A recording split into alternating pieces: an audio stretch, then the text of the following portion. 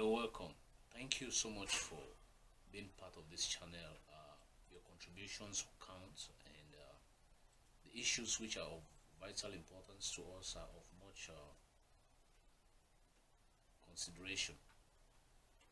In a few days, we put certain issues which touches our world around, and especially issues related to political developments within the rims of Africa. I want you all to know that we have more issues which can be better discussed, but we don't want to be people who are talking with some biases based on the way in which we objectively look at issues. But we want you to know that the issues that we pick up to talk about are really of much importance. If we have people who can actually raise up ideologies or ideas, thinking that their ideas are good, it's okay. But sometimes some of these ideas can really be crazy. Some things that people actually do propagate cannot be right. And it is our place to tell them, no, what you're saying is not right. Though there isn't any spectrum where we can truly measure to see or measure to consider what people say to be right or wrong. But some issues which have been raised by prospective people are not right. Especially at this particular point of time, some things are not important for you to propagate. Some things are just meant to be left aside. When I keep raising these issues, I'm going to set you a very powerful example. Take for instance, they are going to say Africa must have one currency, Africa must have one president, it must have one government. It doesn't make sense why you've got so many presidents. It's still making sense now because they are benefiting out of it. To say is this: I want you people in Africa to understand the fact that Africa unity doesn't necessarily mean having a single leader or one president per se, and so as some people will propagate. That's not the idea. Before Europeans actually came to Africa, we had empires that had survived in Africa. We had the Empire of Ghana, which survived. We had the Empire of Mali. We had the Empire of Songhai. We have the empires of the Kutoko, of the Sokoto areas of northern Nigeria. Empires survived in these places. In Egypt, we had empires. In Sudan, we have empires. What are we trying to say is, you should not think that some certain things could be implemented because you have the power to stand up and say what you want to say. It's of no use to think that Africa needs one leader. What Africa needs is to set up policies which will enable its people freely enjoy their continent. Africa needs to express a brotherhood for one another. Africans don't really love themselves. They hate themselves unnecessarily. Until Africans begin to learn to love one another, the unity that we talk about doesn't make any sense. If you are an upcoming young leader, where you stand up and challenge your leaders, you stand up. We should make it very clear that we do not want to debate the state of the nation which was presented here by an illegitimate president.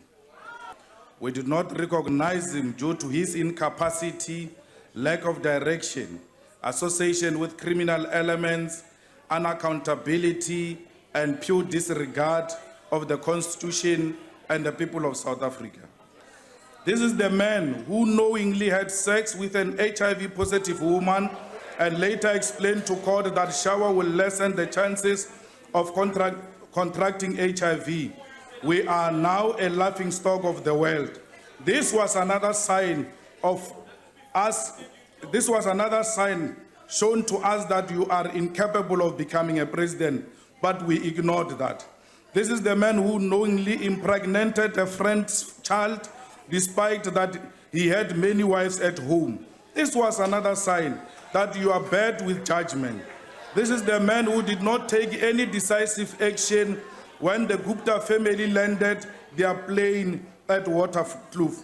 Actually, instead of taking action, this is the same man who embraces the same family and attend all their events, despite the fact that those people compromise the security of this country.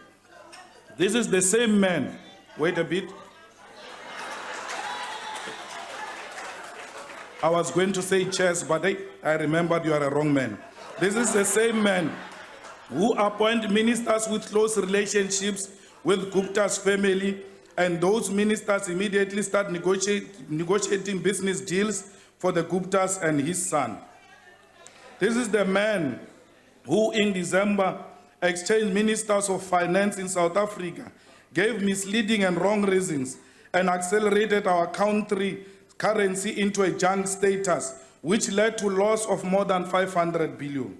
South Africa, we stand here, bound and obliged by the constitutional and moral obligation, and call for the immediate removal of Mr. Zuma as the President of the Republic of South Africa. We are here today to once again apologize to former President Mbeki for being part of those who removed him on the basis of lies, rumors, gossip spread by the sitting president. President Mbeki in his letter says, "I did not tell who was misleading us. We were misled by this man, the President of the Republic of South Africa." We never and will never agree with the economic policies pursued by both President Mbeki and President Mandela, but at least they knew what they stood for, unlike him, who stands for nothing, always get persuaded by the Guptas to take wrong decisions, a man who prioritizes himself and his family. Mr. Zupta, your legacy can be summed up into three things: Mushiniwam, Nkandla, Guptas. And I'm leaving. I can't sit here to debate what you presented here because you are not a legitimate president. Bye-bye. Talk to your leaders without respect. You challenge them in parliament. You can't, because your leader you have the opportunity to become a parliamentarian, and your president is in parliament with you, and you challenge him in parliament. You talk to him without any respect. You stand up and talk any kind of things against him. That is a sign of disrespect. We have learned that if you want to be respected, respect others. Show respect for hierarchy. Because by being able to show respect for hierarchy, you are setting up a good example. Everybody loves to be in the position of your leaders. Don't forget, it's a very hot seat. Everybody desires to be there. But the responsibility of that seat is not your imagination that you have when you are not truly there. So give the people who are already on this seat the pride of place, support them, come out with reforms which can help them have a better government. Why do you waste your time fighting, criticizing, giving all kinds of reasons to make them bad? If you truly want to be a good leader in the future, you too should set a good example. Because when you two become a president, somebody will be putting fingers in your eyes. You may be feeling as if people hate you. You create enemies. And you'll be killing people. Today, if because of the enemies that puts fingers in their eyes happen to be killed for one or two reasons, you consider it, you make them an enemy. You take all those wrong things, you want to put them on the table, but you forget about all the good things that they do as your leaders. It is not right. I am saying this because we have prominent leaders